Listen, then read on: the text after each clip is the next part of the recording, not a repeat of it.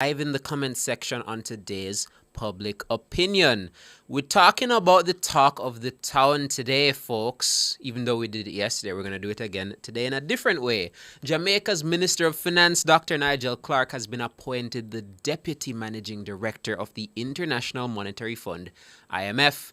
This revelation came Monday morning in a press release from the Office of the Prime Minister. Dr. Clark is set to take up the second highest post at the multilateral, effective October 31, 2024. So the question on everyone's mind now is, yes, Dr. Clark is leaving October 31st, but the day after that, who's going to be Jamaica's Minister of Finance? Now, Wayne Chen, the chairman of Jamaica's Employer Federation, has singled out 3 cabinet ministers, including Education Minister Favour Williams, as possible successors for the role.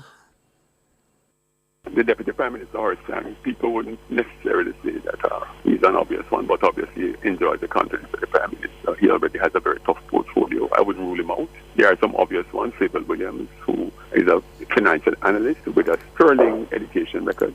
She's undergrad at Harvard, Wharton Business School, which is perhaps the most elite business school in the world. So in terms of her academic qualifications, she would certainly be qualified. I would look also at somebody like a Delroy Chuck, who at times in the past has served as the opposition when the Labour Party was in opposition as the opposition spokesman on finance. That's Wayne Chen, the chairman of the Jamaica Employers Federation. So in public opinion, we bring the question to you, yes? Who should be the next Minister of Finance? That's what we're asking today. Let me pull up the YouTube chat. Usually it's already here, but all right, here we go. So let's take a look at X. Let's take a look at that platform as the first one we'll check through today to see what people are thinking. Who are their suggestions for the next Minister of Finance? So yes, here we go. 12 comments. Let's go through them all. Blazing Fire says Favour Williams will be Minister of Finance, and they're also predicting that Juliet Holness will be Education Minister. What else we have here? Andrea says Minister Favour Williams, respected, strong finance female. Lance Thompson says the obvious, whomever the Prime Minister selects after meetings and discussion with his senior trusted staff. All right, what else we have here? Naaman says immediately Favour. Dana is my pick, though. Another person, Carol, says Minister Favour Williams. Elon Musk admirer says whoever the PM sees best, he knows his staff. Cher says only Favour can hold firm right now. Afghanistan Rasta says Duncan or Favour, maybe even Dana. I can only assume they mean Keith Duncan, right? There have been some people calling for Keith Duncan to be the next Minister of Finance, but only time will tell. He'd have to become an MP first, yeah? Let's keep going. Instagram, Nationwide 90 FM.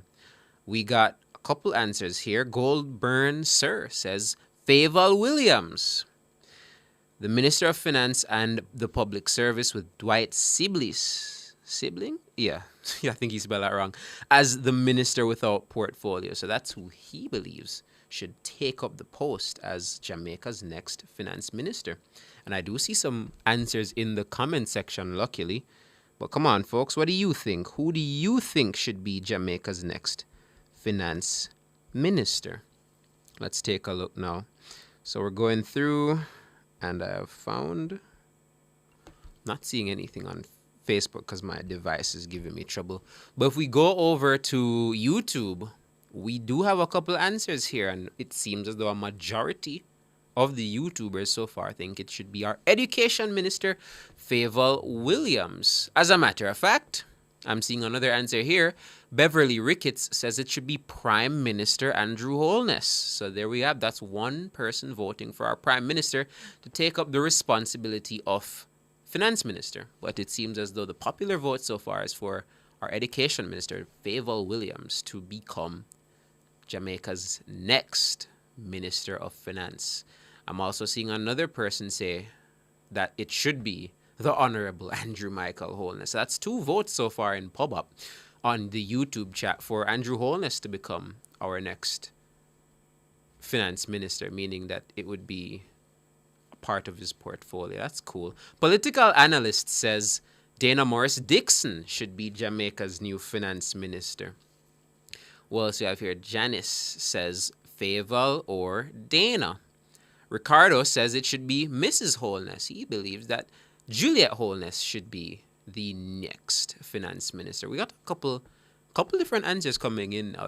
It was pro Faval at the beginning, but I'm seeing a lot of different ones coming in now. What else we have here? Someone said Mikkel says it should just be a female. So he wants to see a female minister of finance, which would be the very first. Were a female to become the minister of finance, they would be the first woman ever to be Jamaica's finance minister, which would have a nice little ring to it, I guess. But, only time will tell. Errol Murray has put in his vote. He backs Faval Williams to become the next Minister of Finance. Kiz Reed is also in agreement with what Mikkel said. He's like, yes, it's time for a female finance minister. Make it Faval. That's what Kiz Reed is saying. What else we have here? Still going through, but it seems as though Faval is winning the public opinion popular vote. Faval is winning the polls. She's winning in the polls. But yeah, folks, that's what we have so far. Oh, here we go. I'm seeing another hat has been thrown into the mix. Richie Rich believes L.A. Lewis should be Jamaica's next Minister of Finance. Not sure how that's going to work. But hey, man, it's public opinion. Everyone has their own opinion, and Richie Rich believes that L.A. Lewis is best suited to lead the country's finances. All right. We'll see, man. There might be a lot of doubters in the comment section right now in response to that, but who knows, man? Stand firm in your truth, Richie Rich. Who knows? All right. What else do we have here? Okay, so wife is saying Aubin Hill, Faval, or Mrs. Holness. So that's three people saying. That's three options right there. So either our investment minister, Aubin Hill, our industry, investment and commerce minister, education minister, Faval Williams, or Speaker of the House, Juliet Holness. I'm seeing somebody here say Sir Cliff. You want Cliff Hughes to become Jamaica's next finance minister. Wouldn't that mean he'd have to leave Nationwide?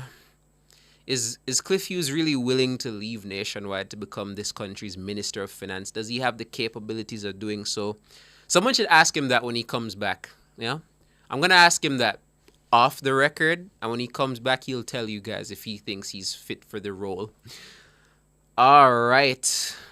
What's this? Oh, Kiz Reed is updating their answer. They say L.A. Lewis for finance. Not for... Okay. That caught me off guard. That was a good one. All right. L.A. Lewis for finance minister. Finance minister, rather. All right. Someone say you're trolling. Cliff? Of course, man. And listen, everyone can vote for who they want to. If he thinks Cliff Hughes could be the next finance minister, who's to say he couldn't? Except him. We'll ask him. We will ask him. But yeah, I'm seeing lots of different answers. We've gone through Cliff Hughes, Faval Williams, Aubin Hill. Yeah.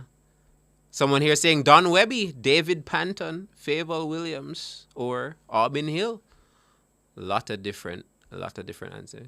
Sunshine says Julian Robinson, the opposition spokesman on finance. He wants Julian to be the country's next finance minister. Well, folks, we've been through a lot of answers today, but that's where we're going to have to end it because it's time for the business report. Thank you so much for tuning in. Let's move on to the business report.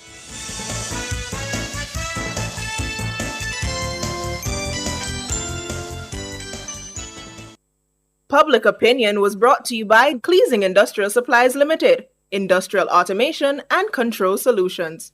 Drive the most exciting new vehicles in Jamaica. Schedule your 2024 Ford Ranger pickup or Ford Everest 7-seater SUV test drive now. Call or visit KIG today. The time by KIG is 6:32. Hello, good evening, and welcome to Nationwide's Business Report. I'm Mahiri Stewart. MBJ Airports Limited, the operator of Sangster International Airport SIA in Montego Bay, Jamaica, is assuring the public and all stakeholders of the airport's safety following the recent temporary closure of the runway. Several inbound flights were diverted to the Norman Manley International Airport in Kingston on Sunday after minor damage was observed on the runway at Sangster Airport. Normalcy was subsequently restored at the airport. In a media release on Tuesday, MBJ says it has always been committed to maintaining high standards of security and safety in its operations, which includes stringent maintenance and safety protocols, especially as it relates to the runway.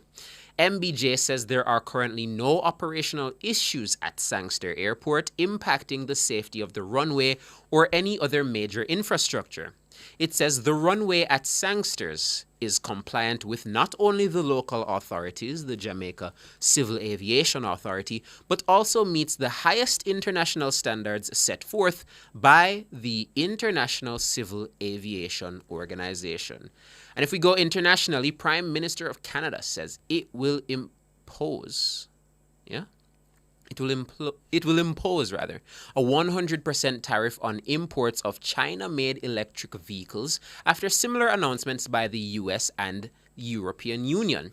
The country also plans to impose a 25% duty on Chinese steel and aluminum. Canada and its Western allies accuse China of subsidizing its EV industry, giving its car makers an unfair advantage. China has called the move trade protectionism, which violates World Trade Organization rules. And finally, in the currency markets, at the close of trading today, it cost 158 Jamaican dollars and 47 cents to buy $1. It cost 208 Jamaican dollars and 27 cents to buy $1 British pound and 118 Jamaican dollars and 97 cents to buy the Canadian dollar. That's the business report. I'm Mahiri Stewart. Good evening.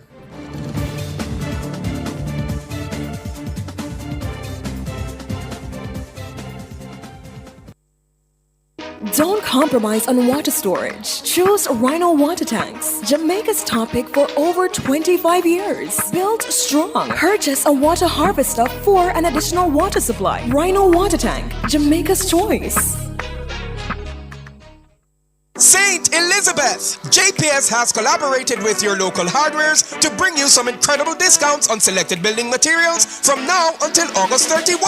Participating hardwares include Levin Electrical, Arc Manufacturing Limited, and Camric Hardware. Come, get your lumber, roofing products, and much, much more. Check the press for details or the JPS social media pages at My JPS Online. Don't miss out. Offer ends August 31. JPS, working to restore and strengthen our breadbasket parish. Gotta change my answering machine. Memories by the score, in every corner of the house, in every room, from the ceiling to the floor. How easy is it to exist within the space with a new person, a new love, a new passion for different things? What happens to the photos, furniture, the favorite plate to eat dinner? How do you now decide who gets which side of the bed? Do you reshuffle the cabinet to make way for someone new and their ways? Join me, Rodney Campbell, every Tuesday from 9 to 10:30 p.m. for Affairs of the Heart, right here on Nationwide 90 FM. This Tuesday's topic, when your partner is gone, do you change everything at home for the new partner to come? I'm so over being blue, crying over you, and I'm so... Affairs of the Heart is brought to you by Supermed Pharmacy. Super happy, super healthy, Supermed. ABC Electrical Sales. We make things as easy as ABC. Unicommer Jamaica presents Better You, a health and wellness initiative designed to empower a healthier workforce. Tune in to Nationwide at 5 from 6 to 8 p.m. on Wednesday, August 28, 2024, as we come to you live from Unicommer's Better You Health Fair and Launch. Don't miss all the excitement and highlights as we learn more about how Unicommer invests in the health and well-being of its employees. Health checks, nutrition tips, exercise classes, free medicals for the kids, games, giveaways, and enough prizes. Don't miss Better You, promoting a healthier you to a better you. That's a live broadcast of Nationwide at 5 from 6 to 8 p.m. on August 28, 2024. All this and more only on Nationwide 90 FM, the new revolution in media. This broadcast is brought to you by Unicommer.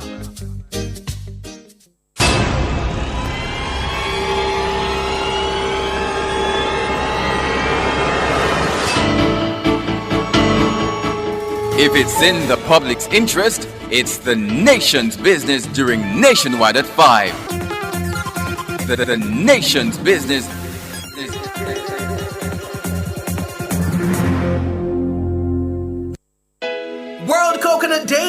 back again this year, and it's even bigger and better, celebrating under the theme Coconut for a Circular Economy, building partnerships for maximum value. Come out on Saturday, August 31 at 18 Waterloo Road for an exciting broadcast on Nationwide 90 FM. We will broadcast live from 1 to 5 p.m. during the Design Studio and outside with Pepita. Don't miss out on the array of displays, awards, and competitions. Not to mention, a wide variety of coconut products will be on sale. This is going to be a day filled with fun, excitement, prizes, and surprises. That's a live broadcast on Nationwide 90 FM from the office of the Coconut Industry Board at 18 Waterloo Road on Saturday, August 31 from 1 to 5 p.m. This broadcast is brought to you by the Coconut Industry Board.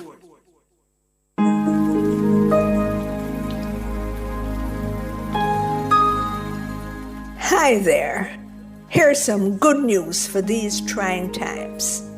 Quote, "By God's word, I can see where I'm going. They throw a beam of light on my dark path." Unquote. Psalm 119, verse 105.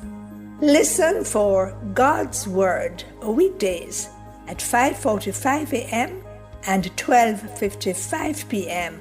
through Oasis. Stop by for a refreshing drink and share a God perspective for the day. Oasis.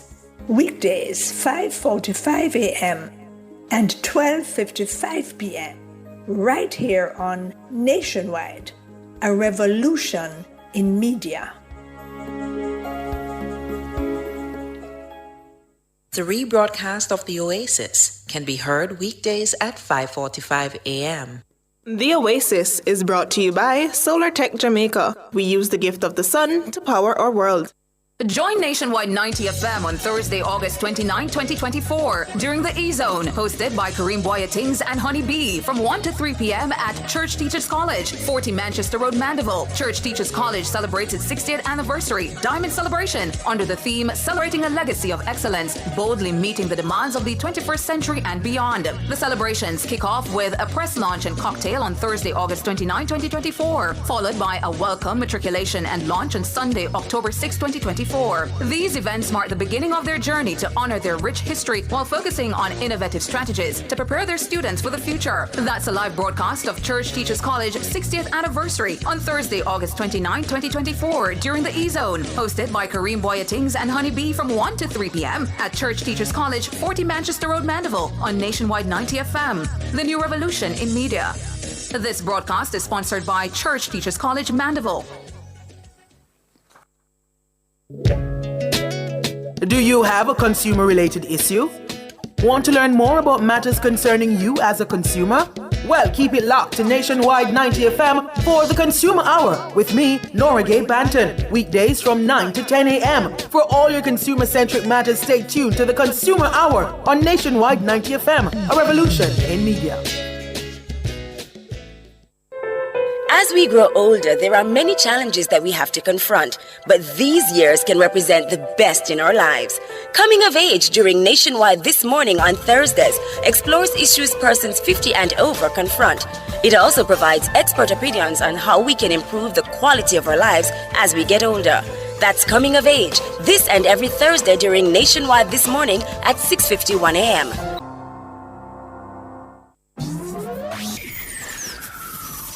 Taboo topics, Boyatings after dusk, riveting discussions, celebrity news and interviews, topics that are shunned by society, and everything else in between. Boyatings After Dark with Kareem Boyatings each and every Wednesday, 8 to 11 p.m. Boyatings After Dark. No topic is too taboo or hard to discuss. Come get your mind blown and your curiosity explored. Boyatings After Dark.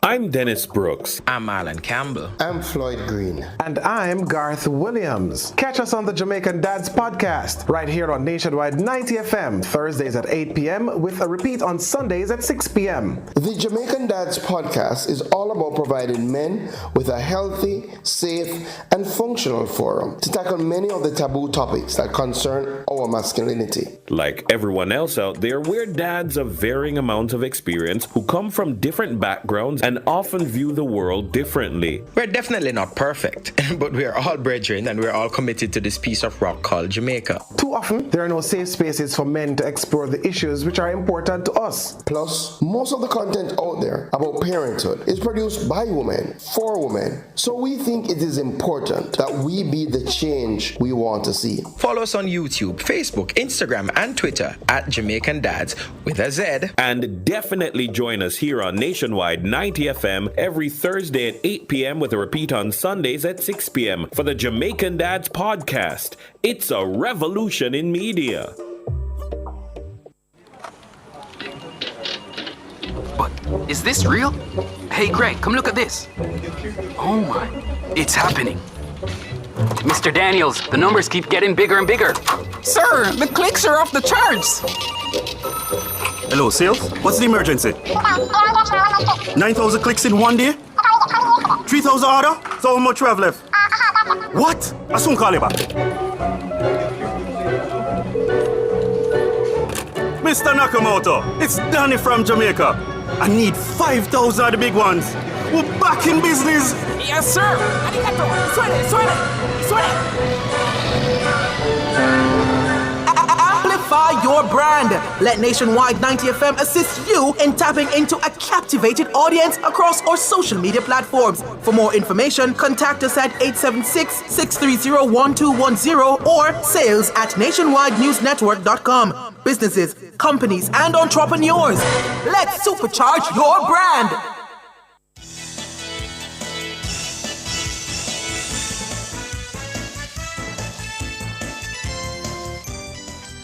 Thank you so much for staying with us here on Nationwide at 5. It's the nation's business. I'm Ricardo Brooks. And you know, I think I want to talk to the callers earlier this evening because as speculation is rising, conversations are, coming in fast and furious now about who should succeed Dr. Clark.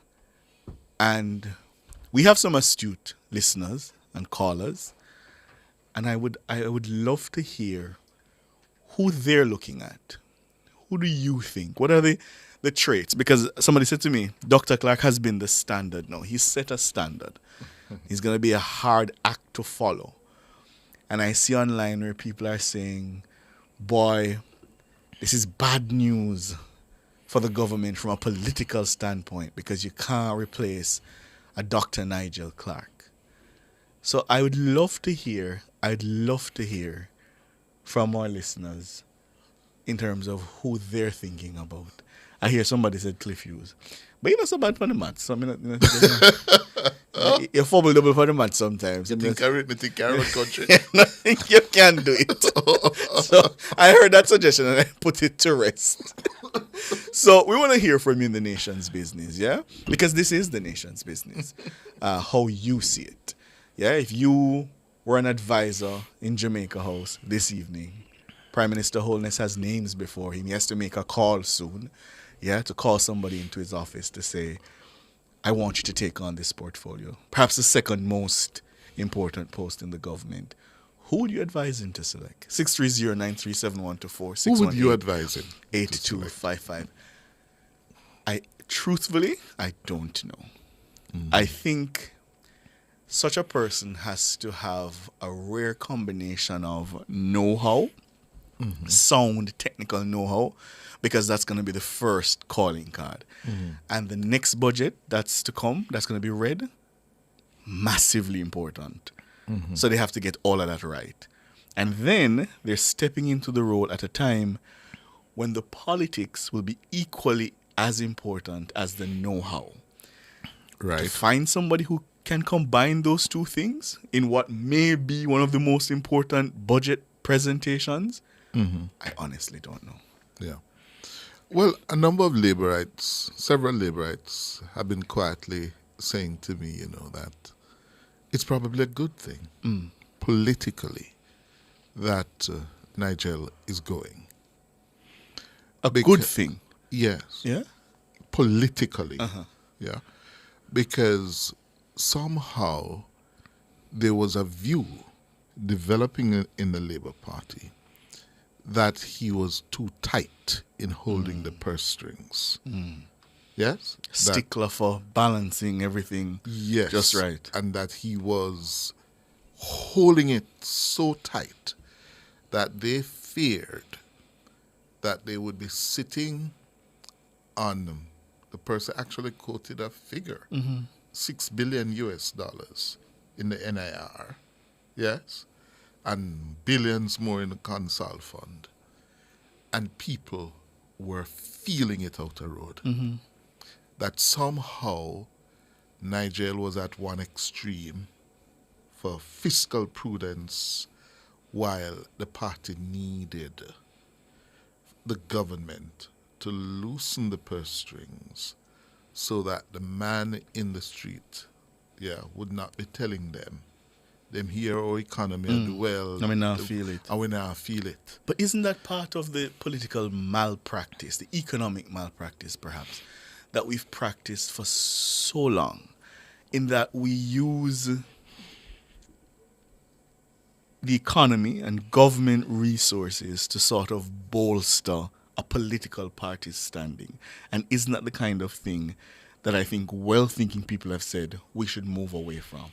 Well, let us nuance it a little, because governments in democracies all over the world do that. Yeah. You govern in a way that you can time government spending to prime the electorate the closer you get to the polls. That's not unique to Jamaica.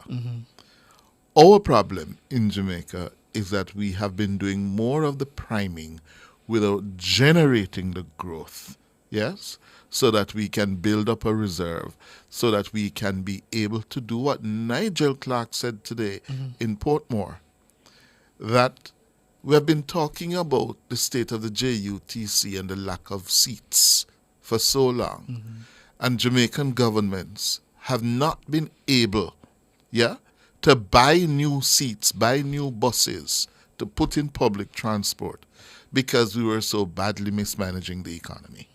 That for them to buy a bus, they had to borrow. Yes. Now they buy 100 new buses, gonna order another 100 and we're without borrowing a dime.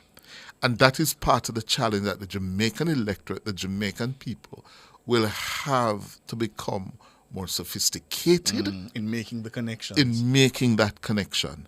That you can't go and spend what you don't have. Mismanage your resources, in giving you short-term feel-good, because you're going to pay for it, And that is, I think, the conundrum that the Holiness administration and the Labour Party, frankly, because there are elements in the Labour Party who are saying happy riddance. But if I could put a finer point on that, in terms of the seats and the JUTC, because when people say they're not feeling it, that has to count for something. That you have a public transport system that's just in a bad way, and you can afford more seats, more comfort, more convenience. The government has to now be able to put that fine point on it to say, these are tangible ways in which you are feeling it. Right. That your quality of life is being improved. And I don't know if they've nailed that. They haven't nailed the way it. They need to yet. Nigel Clark said it today in Portmore. The Prime Minister reiterated it. That, for example, when you're in a position to buy 100 new buses, you're going to buy another 200 by March next year. Everybody's feeling it because so many people are going to benefit from the fact. I went into those buses today. I went into a few. Them nice. Yeah. I can tell you, I haven't taken public transport for many, many years. But the last time I took public transport, the buses were not air conditioned. That's quite a while then. It's quite a while then. But the point is, you not only travel in greater comfort, your productivity will increase. 3, the fact that the buses are now going to be fueled by compressed natural gas. The pilferage, as the Prime Minister said, thieving of the fuel, at JUTC is going to be massively reduced.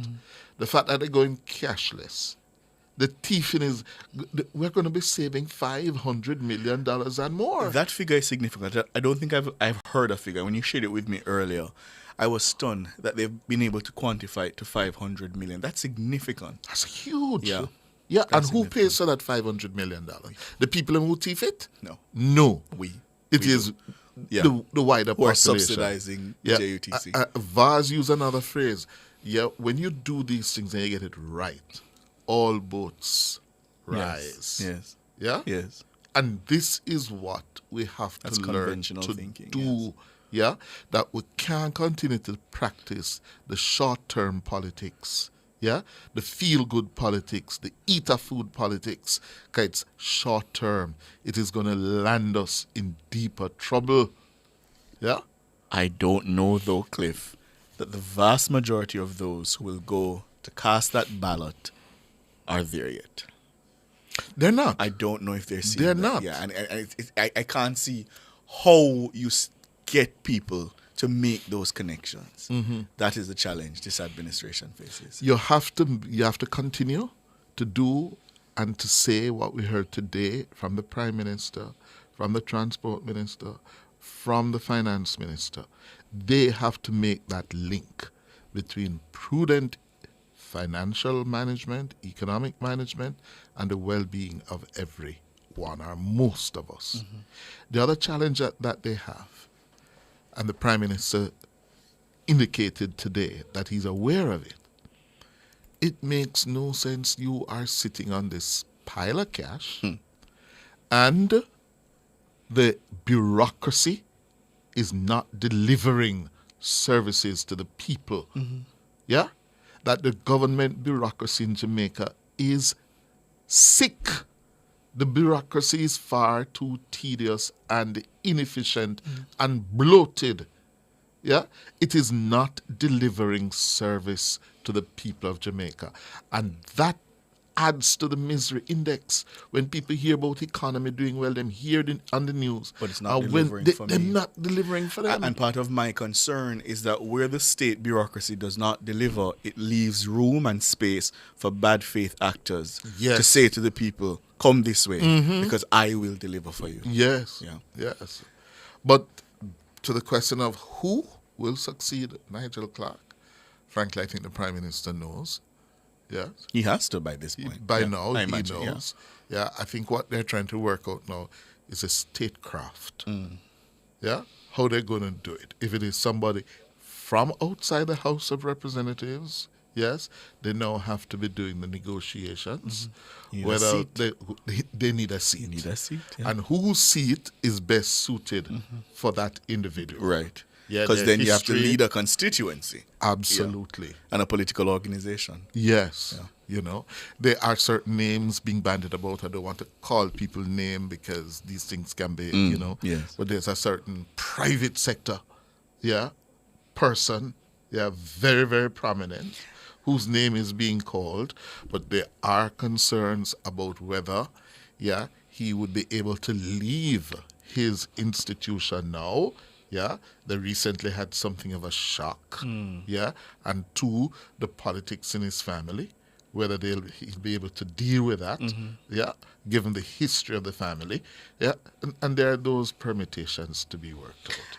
And there's another gentleman who I gather is a silent but influential financial economic advisor of the Prime Minister. Yes, who someone said to me today, Cliff, watch this name. Yes. Yeah? I don't know. You brought a clip to my attention. Bugs, if you could play it for me, the second story in the 5 o'clock run, the third clip in the story, where the Prime Minister talks about the fact that he recruited Nigel Clark and he will continue to recruit and nurture talent. Yes. Found it? It's a third clip in the second story.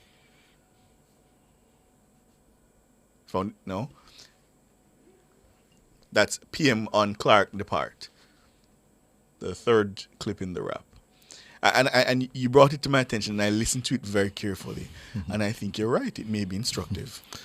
He was speaking at the Portmore JUTC. You have it? Let's listen to it. Tapped Minister Clark a couple of years ago, long time, and we sat down and we were talking about what we should be doing for the country. Minister Clark wasn't in the political arena. I brought him in, and my job as Prime Minister is to continue to scout the country for the incredible talents that exist, and not just bring them into the Jamaica Labour Party, that's important, but bring them into the government for the benefit of the people. We need to create more people like Minister Clark. Find the talent, and the journey is not at an end. The struggle is not at an end. There are other major areas that require the kind of precision effort. No. When I heard him today, Ricardo... Yeah, when you said it to me, I listened back, I said, okay. Okay. I thought this was a big hint it could be. From the Prime Minister. It could be. And by the way, let me just say this. Andrew Holness has not been given enough credit for seeing in Nigel Clark the potential, the ability, and to bring him into the politics in about 2016, 2015. He has not been given enough credit for it. I remember when it became obvious that he was trying to bring him in. Faced pushback. He faced significant pushback. Internally. Yes, I recall. I remember people in the Labour Party were upset. How am I going to get rid of Audley to bring in Nigel? He faced criticism. You remember that famous social media post of Garnet Roper and Peter Bunting? Black royalty. Black royalty about Nigel Clark. And then the politics of sidelining young Smith. Yes. In Northwest. To make way for Nigel. Absolutely. Yeah, so he has not been given enough credit. And I say this also. The political leaders who are on top of their game, they do this.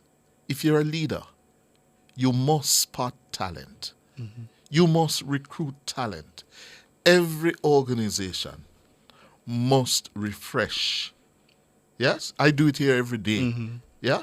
Because people come and people go. Yes. Yeah?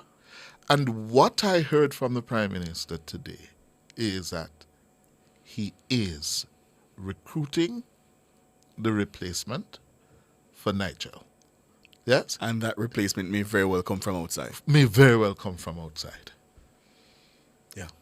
So I thought it was a big hint he dropped today, that the next finance minister may be coming from outside of the politics as we know it now. Time for the break. More after the break.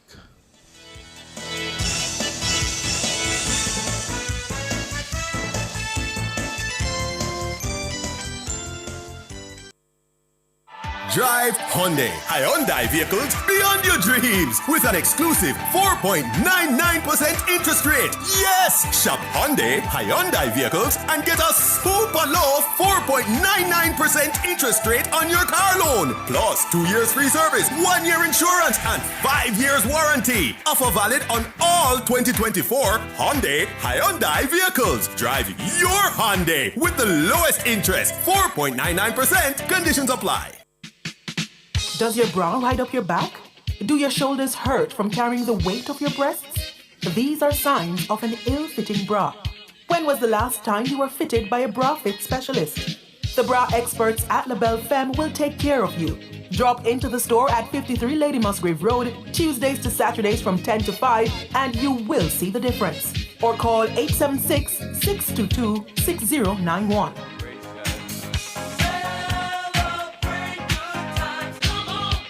The University of the Commonwealth Caribbean Recruitment Roadshow. Fast and easy registration. Informative sessions. One-on-one guidance. Join us on August 14, Ocho Rios. August 15, May Pen. August 16, Mandeville. August 21, Negril. August 22, Montego Bay. And our last stop, August 23, Halfway Tree. 11 a.m. to 6 p.m. each stop. UCC Recruitment Roadshow. Empower your dreams. Register today. UCC. Fostering leadership and innovation.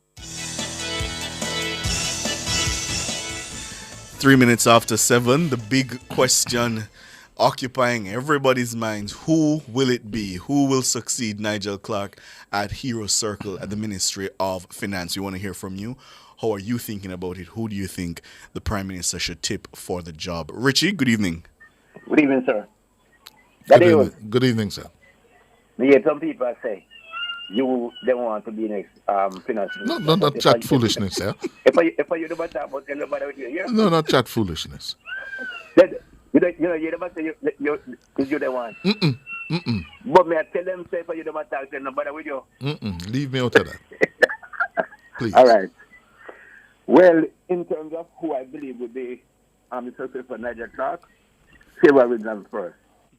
Delroy Chuck, he will be. I think he's a good agent because he's a Delroy Chuck. Why not Delroy Chuck? Tell me why first. Tell me why. No, because he's a rose color. And that's it? That's the only reason? That is the reason, because if it's a rose color, I believe he will be able to do for that portfolio. But Mr. Tones would be a prime suspect. I mean, Juliet Holness. No, Juliet Holness. But listen to me now. She's a chartered accountant. You must want the PMP frat up. No, listen now. Richie. No, man. That's serious conversation we're having, Richie. You're mad. Listen to me. She's young, she's a chartered accountant, but I wouldn't want to leave her post because the PMP is going to say she's afraid of them. Richie, them are marching on the streets. You get my point? That's exactly what I'm saying. I grant you something. You know who I believe would be very good because she's bright? Bruce Golding daughter. What's her name again? Shireen Golding? Shireen Golding. I listened, you did an interview with that lady one day. And I had was to ask who she is. I feel like you just a short anybody who you like, Richie. No. We need a successor. And I'm just putting it to you that these people, I believe, they're bright enough to do that. Listen to me. You see accounts? Accounts is not something too difficult, It means... It's an accounts, It's an accounts.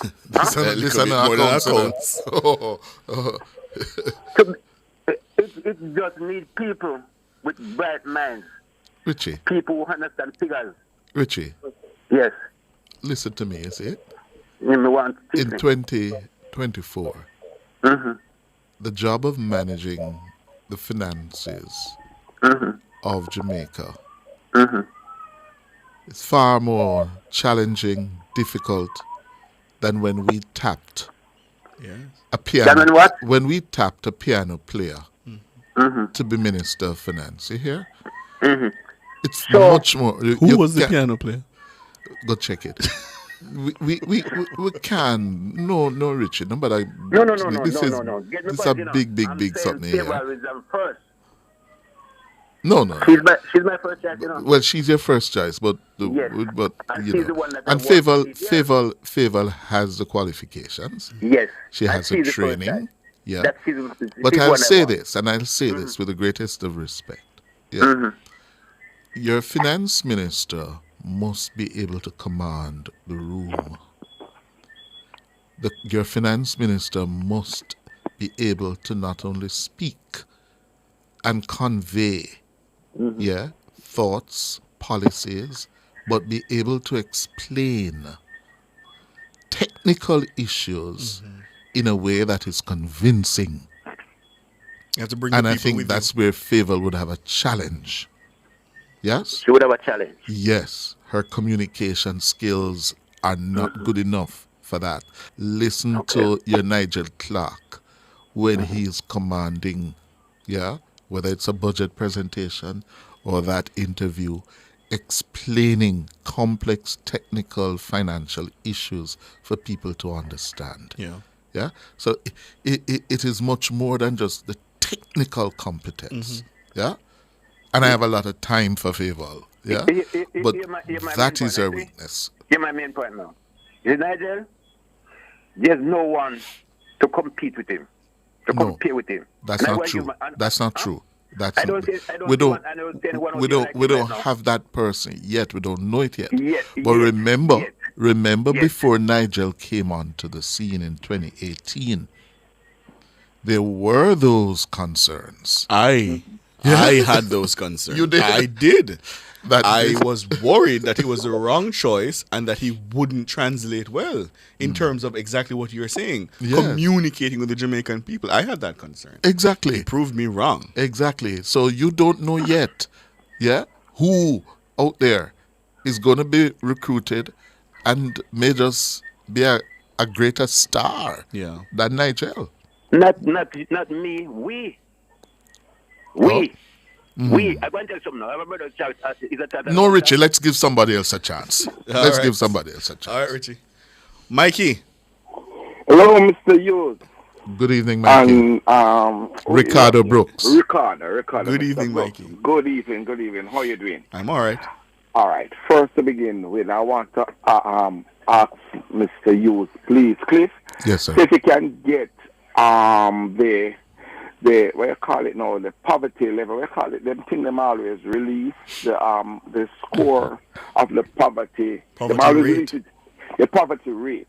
I haven't heard that because I believe that the last one it was some time ago and they thought because of COVID. Right.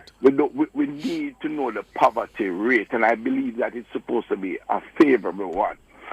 And, we need to know it because I don't know why starting don't release it, and I don't know why. Yeah, I think they had a challenge immediately after COVID. You're right. But we can check to see if they have updated data. It's over here now, and we're having here an updated Yes.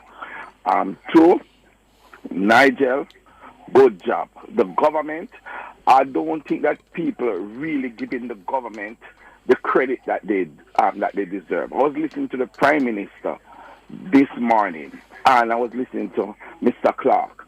And yes, because of the way they manage the economy, did they know that we have a road that we could have been using toll, charging toll on? And because of the economy, they could be able to roll off on that road that stretched from Clarendon up into Manchester. We also were able to purchase garbage truck from our own pocket. We're now able to purchase over 100 bus from our own pocket. This is not a run with the government. This is a government that's thinking about the entire masses and not just a few people. People are not giving the government credit for the way they're handling the economy. And yes, a lot of people want to say that they are not they want to feel more in their pocket. But honestly, so you don't think that's a fair thing for them to say? That they say them say, yeah man, you're handling it well at the top line, at the higher level. But we down here, we're not fair. You don't think that's a fair thing for people to say? Ricardo, I don't think the people are being fair to the government. But I'm going to honestly tell you something. Okay. I am a family person. On Friday, if you allow my children every day, they would want KFC. Now, when you buy KFC on Friday, then you spend this massive money. If you look at the KFC bill, if you buy a pound of flour and sugar and some chicken, that same amount of money could last for a week, But they want the niceness now. You eat it on Friday and then Saturday, you have to come back down to look at soup. And then if you're not careful, the money that you carry home, you waste it in one day. And this is what the government is doing. But if you tell them say everything that the household are going good, why shouldn't they expect the KFC? No, but they can get the KFC, but they cannot expect to get the KFC. Jamaican people want KFC every day. Every day. Gone are the days. When time you get razor pay and you have to hold strain. This government give us razor pay 20% and above. And people, many of the teachers who I know cursing the government now. After them get them paid, them run go take out a car loan. Something that them couldn't do before. But no, they are cursing what the government gets and what other people get. Look at what you get. And look what you could have done before the race. And look now what you are doing. And give the government credit. But instead, you cost the government. And I tell you something else. Has licked the country. I tell you something else. I think in some ways, the government might be a victim of its own success. In that the more people see that things are getting better, is the more the demands will come. I think that's also a part of the calculation and part of the challenge. I really think we need to know the poverty rate because the economy is not as bad as how people are screaming. Many are people eating ice cream and talk about say them want more. Give the country a chance to grow. It is growing, but Rome don't build in a day. And when I hear the opposition attacking, saying that Nigel is jumping a sinking ship. Now you think these IMF, this industry that lead by European is going to come to look at Jamaica, pick out a black man to come join them, to come sit with them. When you see his record of as a sinking ship, he has to be exceptional. He doesn't have to be good. He must be above good.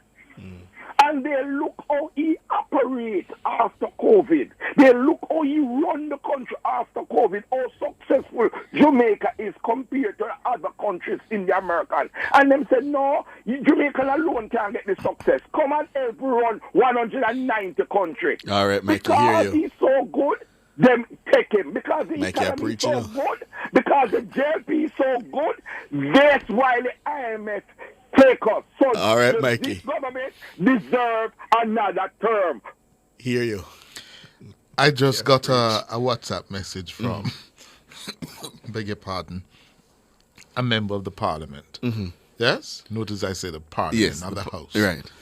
And the person says, Cliff, how you do? Just caught the end of what you just said. There needs to be a complete overhaul of the operations of the civil service to build a performance-driven service of meritocracy and not tenure. Unfortunately, this is not the most politically expedient thing to deal with, and it has therefore been something that administrations have shied away from. Minister of Finance 2.0 will have to have the gumption to take this on. Too many inefficiencies in the service. And of course, the parliamentarian says, with pending election... They put on for my phone, I don't know how much more have to put on. There's no long there, the whole. And another thing, Mr. You, if you were to vote, right, say who wants to be the finance minister, I'm going to vote for you. Exactly, you have sense. You have sense. But me not don't talk. But if I should be minister of education, would I vote for you? Yeah, he could do a good job there. I'd endorse you for that. Yes, if there's an opening there, I would. Yes, yes. I would think about that. There you go. There you go. See, Minister of Education, you know. Yeah. So we want somebody to take on them powerful people there. Anyway, you see, when you brought the news yesterday concerning Mr. Clark. My word, it was yesterday. It feels like so long ago. It was yesterday. Yesterday morning. Yes. Yesterday morning. It feels like so long ago. I was watching you on TV, you know. I was watching on the TV. Yes. You know, I know when they say Nigel Clark leaving the government, I did something like that, I think. My heart beat, you know. Yes. No, I agree with you. The way he started it. Yes.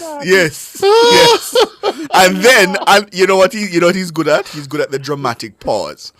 Because the second line, which is the clincher, he gave us you have to hold your breath as to what has happened. It's called communication. No, you did it well. You delivered it well. You delivered it well. You know, when you do something wrong, something wrong you do, you know, and your mother come to you about it, Lord, me tell me heart, deep man, me say, Lord Jesus, and when Nigel do now, you know, when he yes. No, you're right. He did deliver it in a particular way. You're right. Oh dear. So when he's saying he leave to the IMF, me say, Lord Jesus, same thing when me tell my wife. Same thing when me tell my wife, say, IMF soon taking away. You tell your wife that? I said that to my wife, you know. Oh? Yes, I said it to her. That my wife soon, that IMF soon take on Nigel. And so said it in gone. Then take him with you. Yes. May I tell you, man. May I tell you, but it is joy and it is sadness to me. I tell you, me happy and me sad. Who would you replace him with? Huh? Who would you replace him with? Let me tell you who I would replace him with. This man here, when name again, he have one bank. I think he have bank. When name? Some Duncans. Some Duncans. Keith Duncan? Keith Duncan? Yes, man. Me would replace that man with it. Why? Because, Why Keith Duncan? Why? Because he's a bank. I believe he's a banker, and he have knowledge of things. Because when I listen him talk on your station, it's a matter of fact. He's a labor right. I don't know, so we don't know. No, we don't know That is it. But I was. We know that he's very patriotic, very committed to Jamaica. And you know his father is the late Dr. D.K. Duncan. That's right, D.K. Duncan. I love how he come across with things, you know, because you can't tell if I'm a labor right or I'm a PMP. But when I'm a labor right That's or good. PMP, I will go with him. Yes. You know, because that is a man to me, in no bias. In don't bias. Yes. He loves his And country. I was saying the same thing to Cleveland other day. I tell Cleveland said that man is not a biased man. You know? Yes. But may I tell you, we don't put him. If not, you see this lady when he Favor William, we don't put she, if not. Yes. But I don't see nobody else we don't really put. You know? Yes. But when him DK Duncan, when him Keith Duncan. Right? Keith Yeah, Duncan. we don't put him as first. Yes. Put him first. Okay. To deal with it. All you know? right. Okay, so so that is it. I'm sorry to make your heart beat fast. Yeah. Another thing before I go, I said it on Nara's program this morning that I want to thank the MP for Trelawney to fix the road from Martha Brego right back to Wakefield. Tova Hamilton. Tova Hamilton. Me say the road pretty a carpet. We have Mr. What's your name again? Mr. Man there. Yeah, carpet. We have the drive fan man. Nice road. Nice. Well, she need to do a lot, you know, because she has slipped badly in that constituency. But the thing is this, you know, it is not that road in the whole part of the work, you know. But you see, we can't wait. We don't have no patience. Everything cannot done at the same time. Yes. You know? So we have to just take it as we get it. Because I remember one time we call your program and I tell you plane and show you say drunk afraid to fly over the road. I remember one night we call you and tell you and the bus out a laugh. But no drunk and I'm afraid then go and fly over it now. You know? Yeah. I want to tell her thanks. I really appreciate it. Nice road. Yes, sir. We have traveled at the road for over 20 years and I first never see the road resurface. Well. Good to know. Yeah. Yes? Yeah, man. All anyway, right, thank you, people. All right. Student for Life on YouTube says, Ricardo did me a motley issue verbal compliment. Yes, the Barbadian Prime Minister did congratulate Dr. Clark, and he responded telling her that, you know, Caribbean leaders stand on the shoulders of giants. Yes.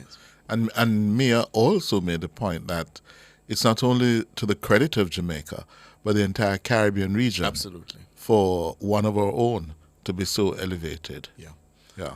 Robbie, good evening. Good evening, Sir Cook, Sir Cliff, and Ricardo. Ricardo, man, Virgin. Yeah, man, I'm going to leave the big program in the man. I can't speak about that. I'm glad I get here now. You know, if I hear amongst the big man, you know, it's hard to get through. Yeah? Anyway, I want to congratulate Mr. Dr. Nigel Clark. We don't know him has done a good job by running the finance of the country. You know? But I think it's a good move for the JLP, you know. Why? Yeah? Why? Because I don't think him could have the nurses, the doctor, them would have really, him could have faced them with a raise. Because I think they were going to stick out to a big raise on him, you know.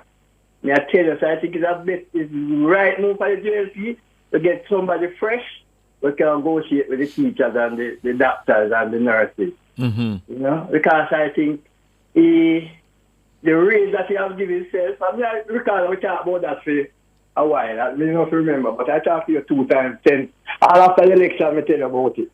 The local election. That the raise that he have done, so he have given them, the politicians them Mm-hmm. is one of the only mistake he have made. Oh, yes. You did tell me that you didn't Yeah, agree that's with that. all Yes. the mistake Mr. Nigel Clark have made since he started run to JLP. Mm-hmm. You know? So I wish him well still, and if I didn't feel in position, I'd jump and go a long time. You not jump and go a long time. Ah, Jesus, we would even resign.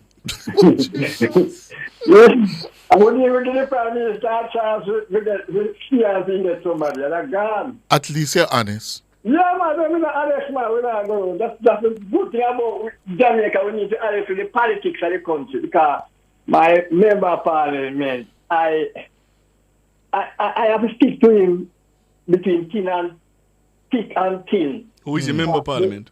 Eh? Who is the member of parliament? The greatest politician, man, Mr. Carter Muda, man. Nobody else can beat him. Oh? Yeah, man. As the best member of parliament that we ever meet and know. Mm-hmm. You know? And no matter what the last local government election, I say, I now vote to my councillor. And me I tell you, when I see painting, I jump up on the work. The less work and run go on, but the last person left out at the polling station. Vote. And I say, boy, if I want vote to make my councillor win, just Mr. Samuda, me I reach through. Yeah.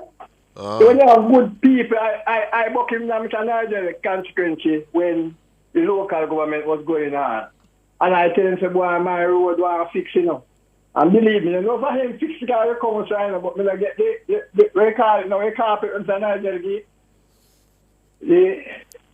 He have a carpet when he the road there when he fix them, man. Carpet. Carpet, man. Me never get the carpet, but me get some patch out and I appreciate it, you know. So, that is my little comment, exactly. All right, sir. Good. Man. 25 minutes after 7 o'clock, I'm learning that a body was found in a gully in Woodford in rural St. Andrew this evening, sometime after 6 o'clock. A body was found in a gully up in Woodford in, I think that's East Rural St. Andrew this evening. Omalo? Mm-hmm. Hey, good evening, Ricardo. Good evening, Cliff. Good evening. Who would I replace Dr. Clark with? The professor from the University of the West Indies, the economist that is a development economist. Who is that? That's Stokes? You interviewed him sometime on your radio. Is that Dr. Christian Stokes? I think so. He's a development economist. You interviewed him quite a few times when there's economic matters. You're not talking Damon King? No. Okay. No. I noticed you said professor. He's a development economist. Oh, I'm not familiar with. I think Stokes might be the only development economist that we talked to. Yeah. I listened to you interviewed him a few times. Why would you go for him? Because he's a development economist, and we need development plans in order to grow the economy. We cannot depend on the public sector alone. We cannot just set the macroeconomic standard where we are waiting on the private sector to come in. I've seen no economy where that really works. All economy that I have seen that really develop a nation is economy of a mixed economy. Okay. Yeah, the New Deal in America. Now you have the Inflation Act in America.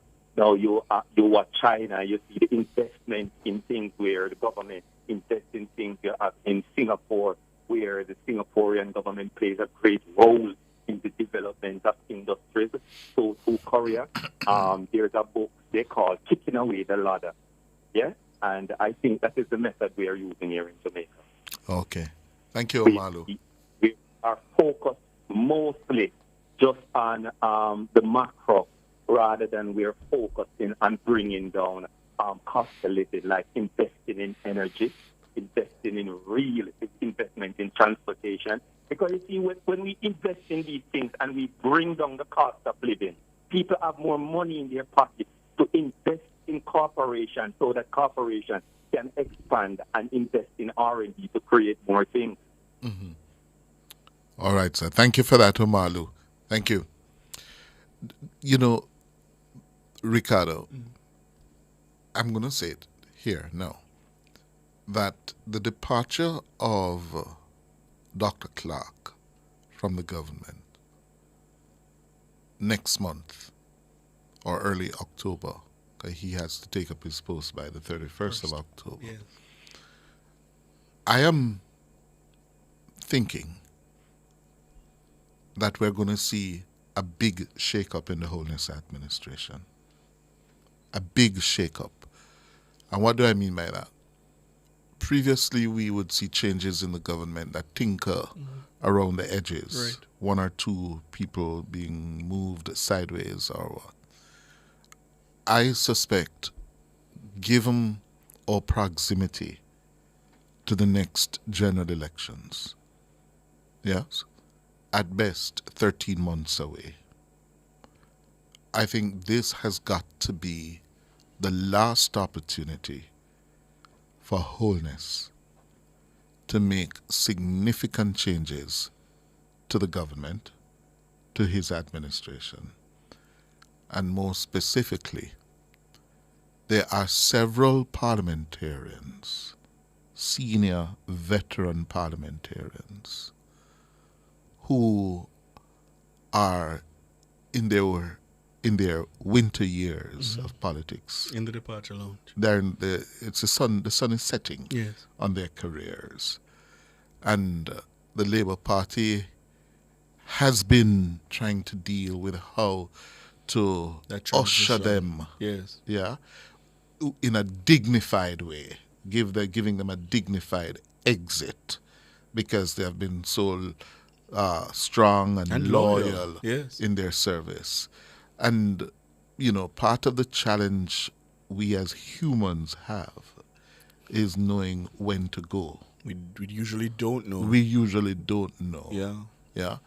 And I think we're going to be in for some serious politics now, because, and help me to name them, Samuda. Carl Samuda. Yeah, his Mike career is Henry. over.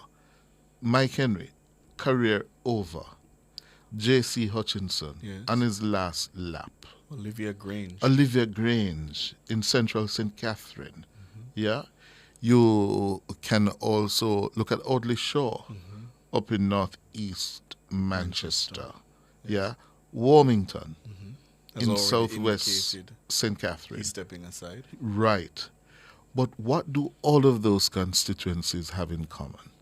They're safe or relatively safe. Strong Yeah. GLP constituencies. That is where any new blood, the infusion of new blood, will have to go first and foremost. Yes? It is one of those seats, if the Prime Minister chooses to go outside of the present 49 in the Parliament, in the House. Because you have to give the finance minister a safe seat. Exactly. Yeah? And I keep on saying there's precedence for it. It is one of those seats that individual will have to go to. And I would think he will have to see now that he has no more time left, yeah, to make those significant changes and to say to the country, this is the team going into the next elections.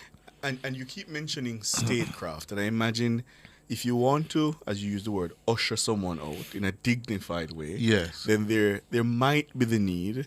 For example, you have to look at how you use, for example, maybe the role of an ambassador, an envoy, some kind of advisor. That's the kind of thing I recall P.J. Patterson doing very well in terms of how he moved things around. I don't know that the Holness administration has done it very well. Right. PJ is a master of that. Of that. Yeah. I recall him doing it very well. He's peerless Yeah. when it comes to managing statecraft. For example, you may not know, you asked me who was a piano player. My YouTubers told me. Yes, Foggy Mulligan. Yes. The MP, the then MP for Southeast St. Anne. Strong, loyal PNP man, but clearly not suited for the job of Minister of Finance. It was a reward. Yeah? And how did PJ deal with that? He became the Deputy Prime Minister. He was made a Deputy Prime Minister, but he was also, when time came, he was sent to Washington.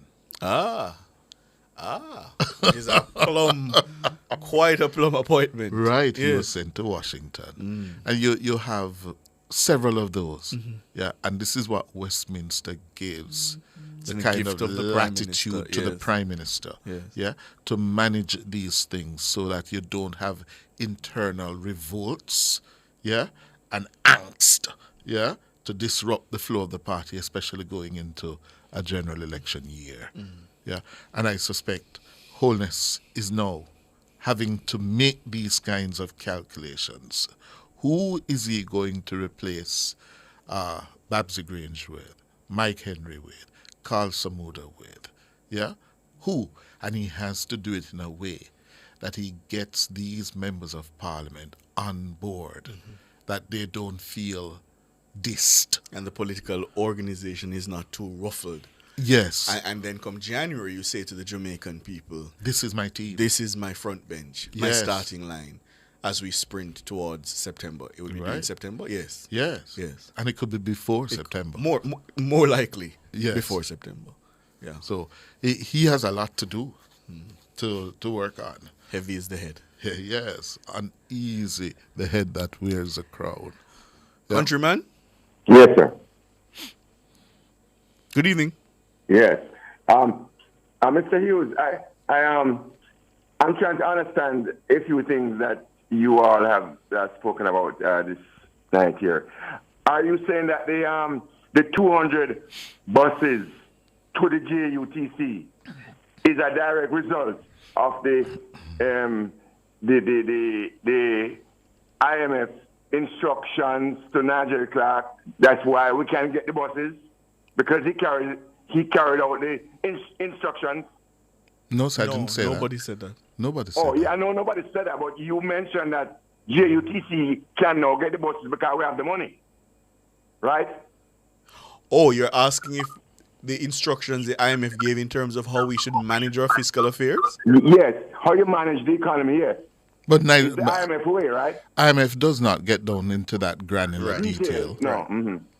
But it's because of because he did, generally speaking, he did what they say and managed the economy their way.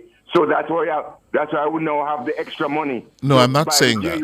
I'm not saying that. What I'm saying, that we have managed our affairs better over the last decade. Yes, over the last decade.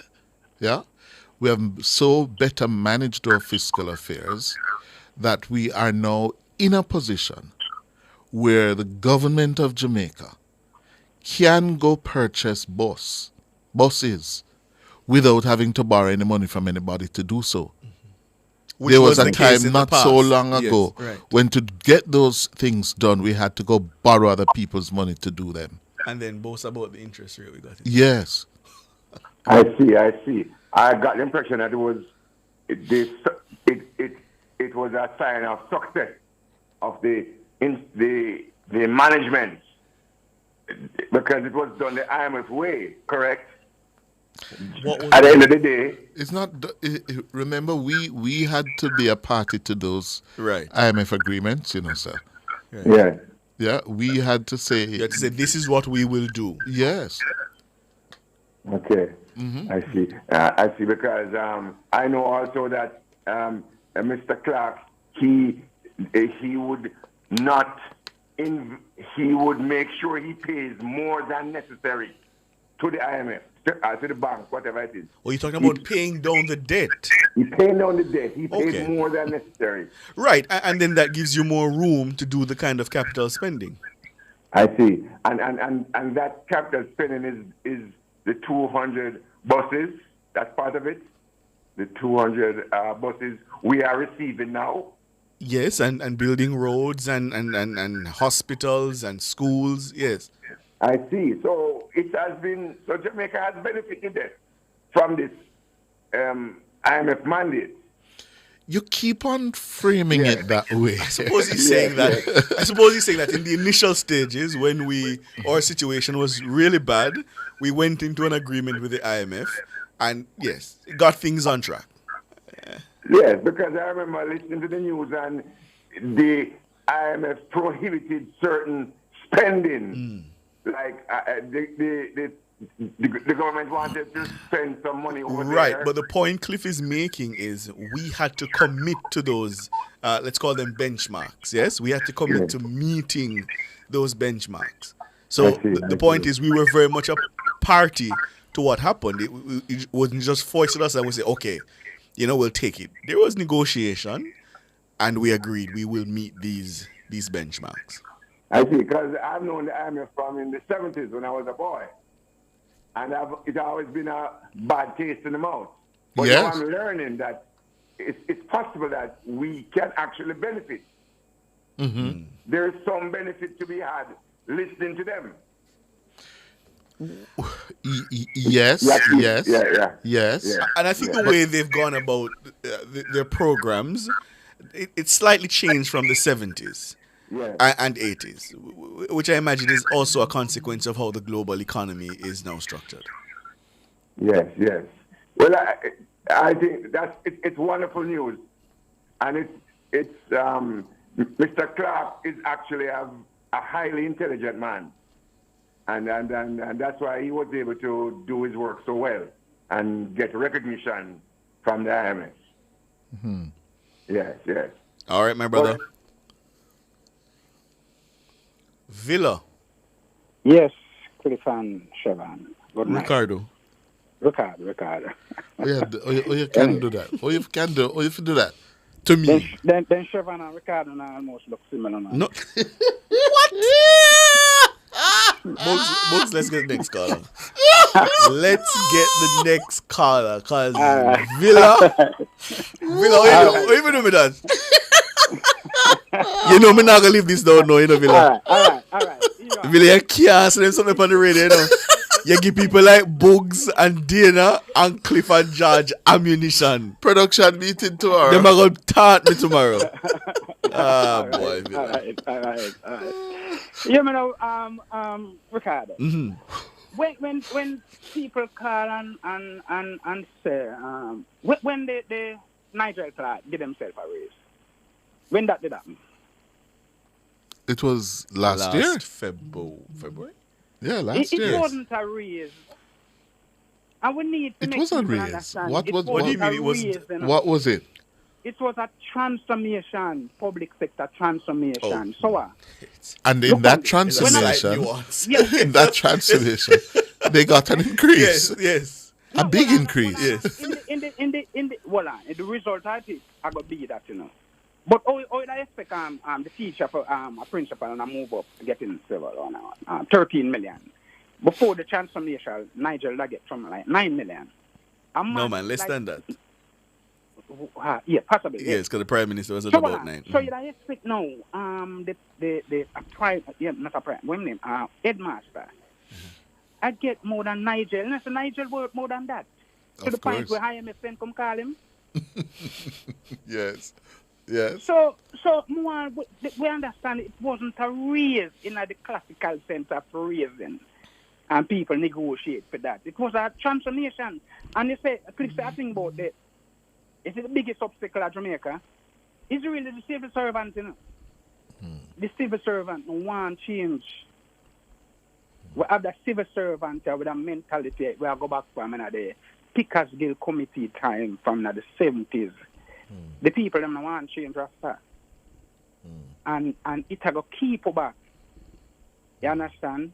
And one Bex or Nigel Clark have to go in, but then, you know what I mean? In a sense, you beat a flag of dead ass Rasta.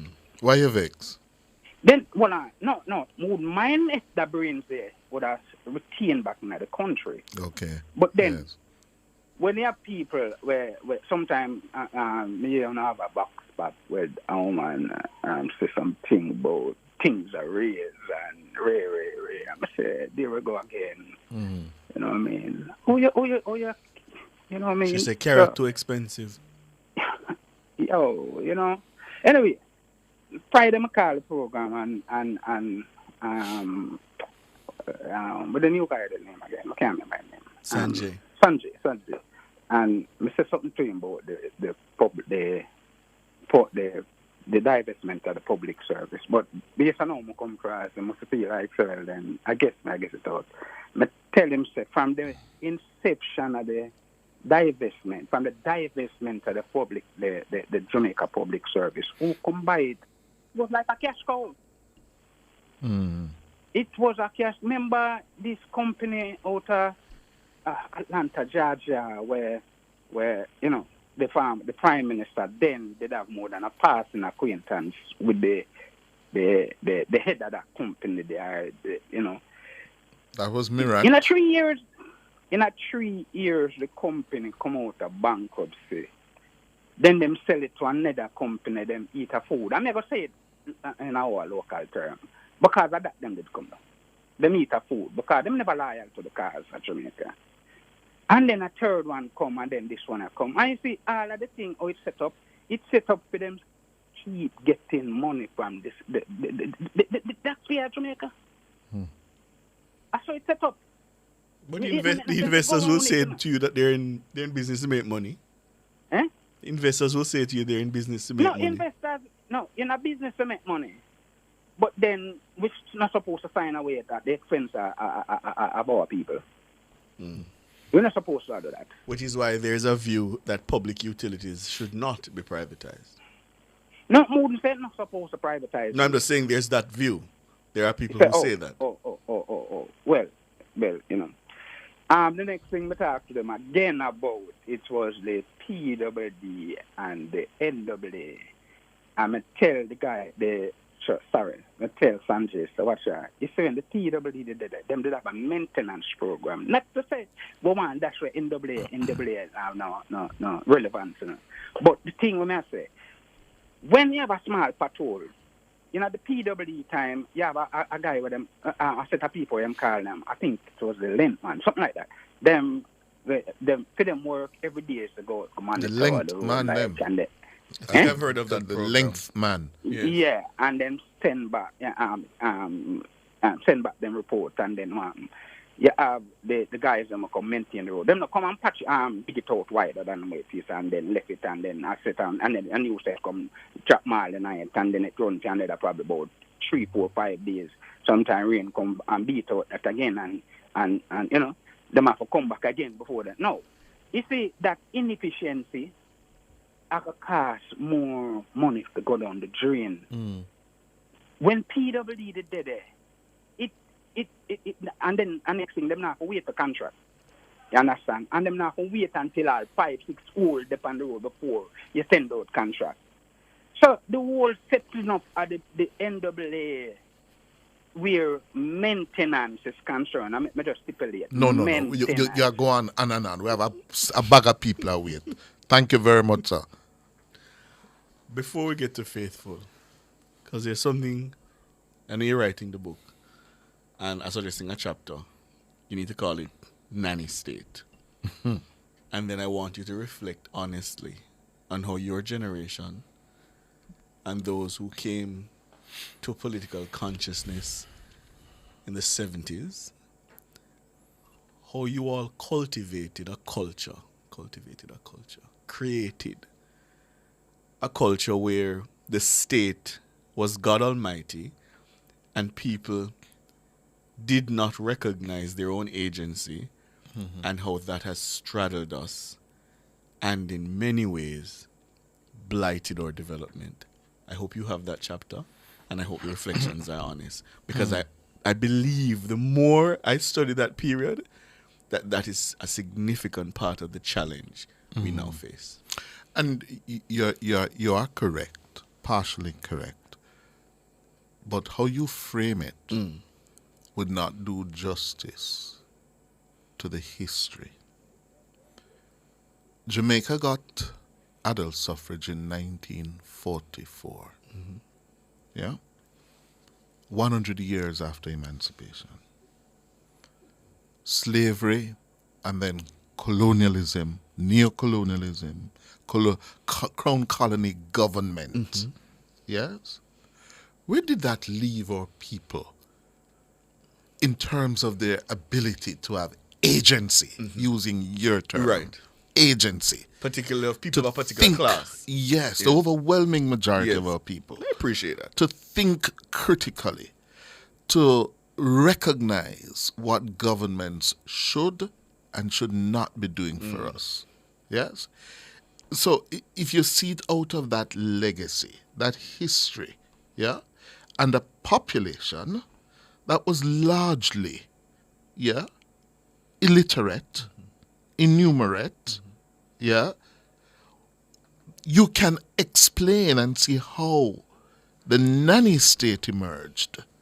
Because So for you, it was corrective, or sought to be corrective. No. What for me, that was exploited by the political leadership of the country. Yes? Because they were able to exploit it because the voters, the voting population, yes, did not have the agency that your population has now. You now have the benefit of better education.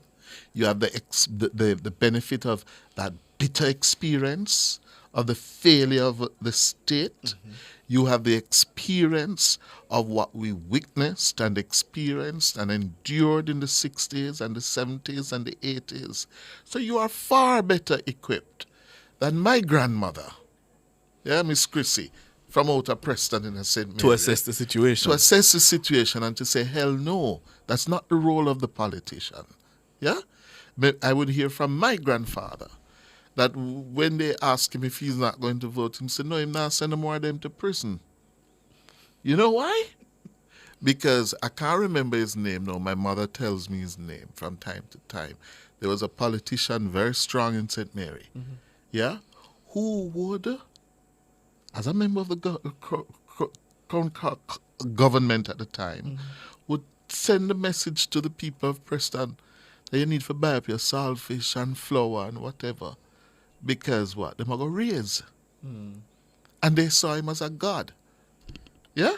Until apparently they got onto him and he ended up in trouble with the law. Yeah? I say that to say this. For the politicians who emerged after adult suffrage in 44, yeah?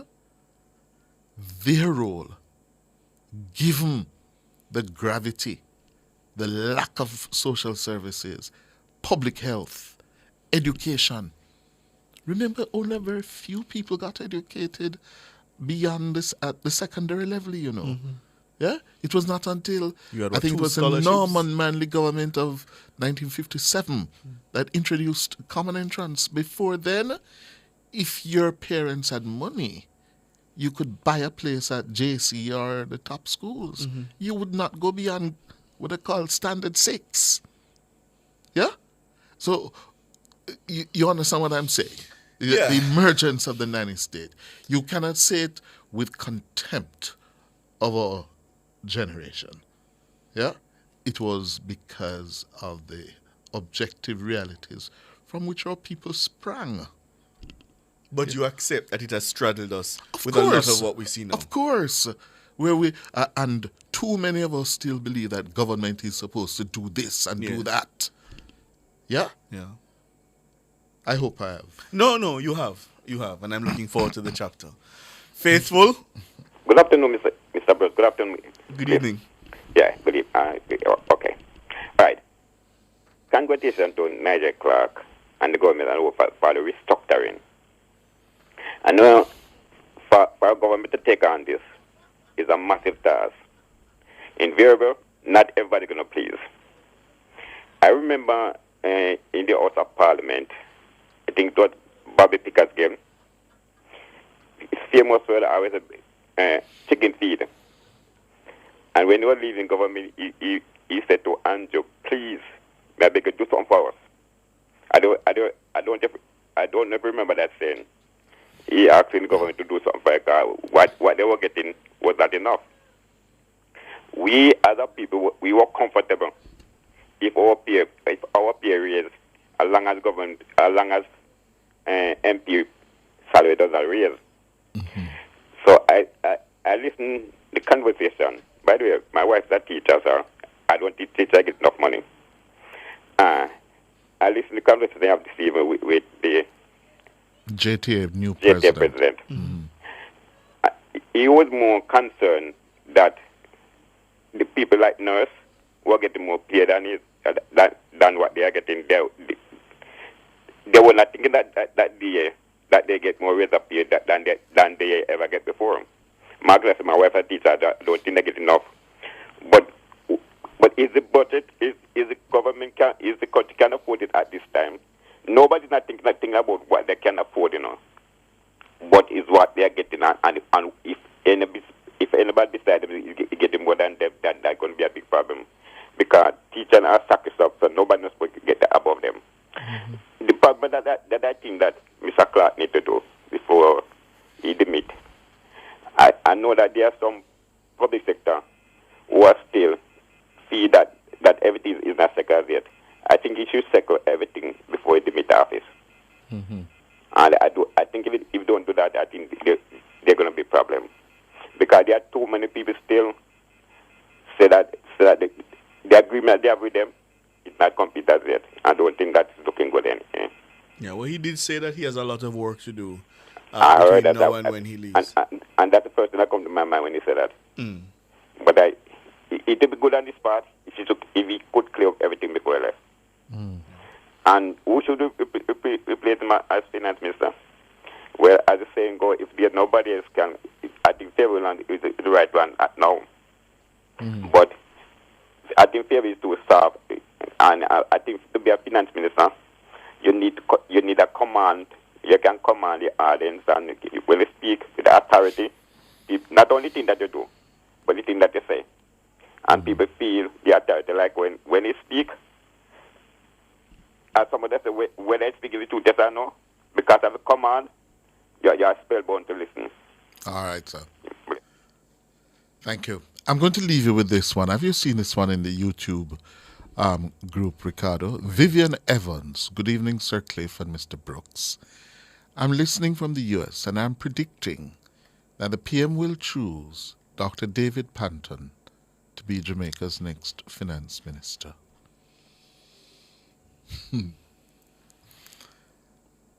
What? Okay, no, I could get behind that. Panton was a rising star many moons ago. Yes. Okay. Loyal Labourite, as I recall. Rhodes Scholar too. Yes. Like David, like Nigel. Well connected. Nigel's good friend. Well connected in Republican circles. Well, okay. Runs a equity fund out of the US now. Cheryl Griffith said Panton doesn't have a seat. But Cheryl, you weren't listening earlier? We talked about that. Mm-hmm. But I don't know. I don't know. But only Andrew Holness knows. And I suspect by next week or the second week of September, we should have a better idea. Yeah? Yeah. All right. The people say they love... I need to find a way of making that a segment. Oh. Where I put particular sections of the 60s, the 70s, the 80s to you, and we talk about it. But I will talk to my producer. I don't know if we should make it into a segment. I think it's better when we make it flow naturally. Very well. Yeah? Make it flow without producing it, and then you're going to circumscribe me. Okay. All right. Well, expect that sometimes I'll pose those questions. No problem. All right. Fair. No problem. Happy to share. Mm-hmm. Dana Davy, the birthday girl. So we're the birthday song for Dana Boogs. Oh, singing? Me can't sing. No, we're not singing. No, Boogs, get our tune. Boogs are play Happy birthday, my friend. Give her the one day. Boogs. She like that one. Uh-huh. Yeah. Happy birthday, Dana. And we want to say thanks to all of our YouTubers, yes, or WhatsAppers and our tweets. Thank you so much. Yes. I see they just flooded back onto the platform. Yes. When we they started seem to chatting. like the chatting. Godfrey Smith says, yes, Cliff, this evening was robust. Shane Mark, yes, Teacher Cliff. Oh, good, I still got it. Books, thank you, boss. Take care. This is for Dana Davy, the birthday girl.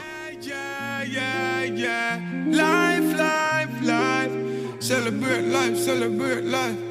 One more year pandemic. One more year pandemic. Celebrate life. One more year pandemic. Yeah, yeah, yeah. Happy birthday, yeah, my friend. Yeah. One more year pandemic. Yeah. Go on, one a vibe. Give thanks for life. Next year we doing it again. Yeah, yeah. Happy birthday, yeah, my friend. Whoa. One more year pandemic. More life to your car with day till the end. Real from me heart, no pretend. Big birthday, bash. If I ever on the ground, nigga, splash. Give thanks. Gotta change my answering machine. Memories by the score. In every corner of the house, in every room. From the ceiling to the floor. How easy is it